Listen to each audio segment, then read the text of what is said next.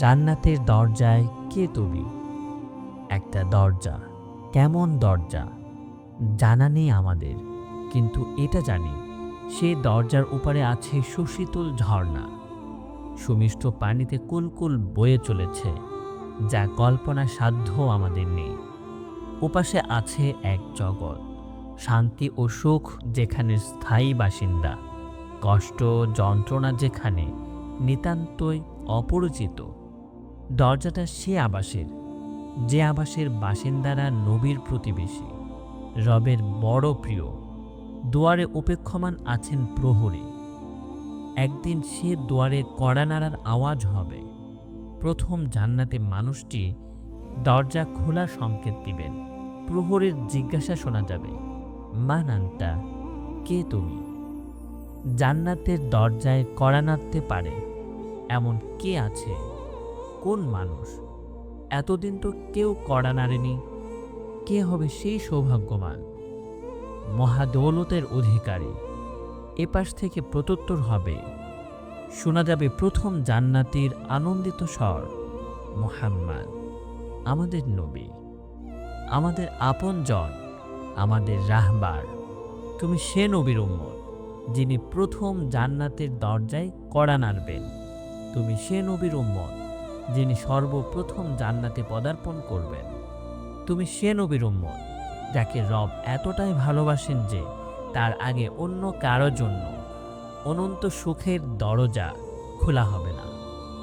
তোমার কি নিজেকে ভাগ্যবান মনে হচ্ছে না? নিজেকে গর্বিত মনে হচ্ছে না?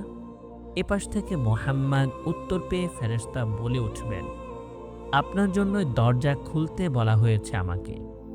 আমাকে আদেশ দেয়া হয়েছে আপনার আগে আর কারো জন্য যেন আমি দরজা না খুলি। হাদিসে এমনটি রয়েছে। আনাস রাদিয়াল্লাহু আনহু থেকে বর্ণিত, তিনি বলেন, রাসূলুল্লাহ সাল্লাল্লাহু আলাইহি ওয়াসাল্লাম বলেছেন, কিয়ামতের দিন আমি জান্নাতের দরজায় গিয়ে দরজা খোলার অনুমতি চাইলে জান্নাতের রক্ষক বলবে, কে আপনি? আমি বলবো, মুহাম্মদ। তিনি বলবেন, হ্যাঁ, আপনার ব্যাপারে আমাকে নির্দেশ দেওয়া হয়েছে যেন আপনার আগে কারো জন্য জান্নাতের দরজা না খুলি।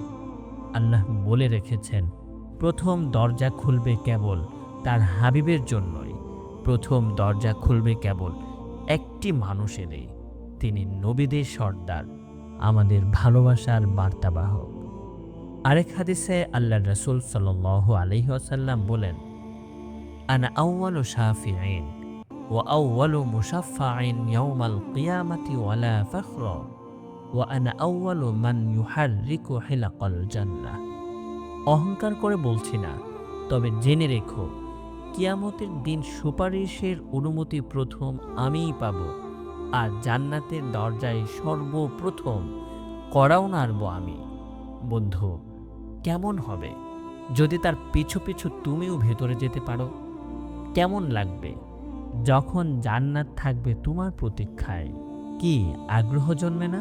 দুনিয়ার সামান্য ভোগবিলাসে এগিয়ে থাকার প্রতিযোগিতায় সফল হতে তুমি যতখানি উদ্গ্রীব, চিরশান্তির চাবি পেতে কি তার চেয়েও বেশি প্রস্তুতি গ্রহণ করা উচিত না?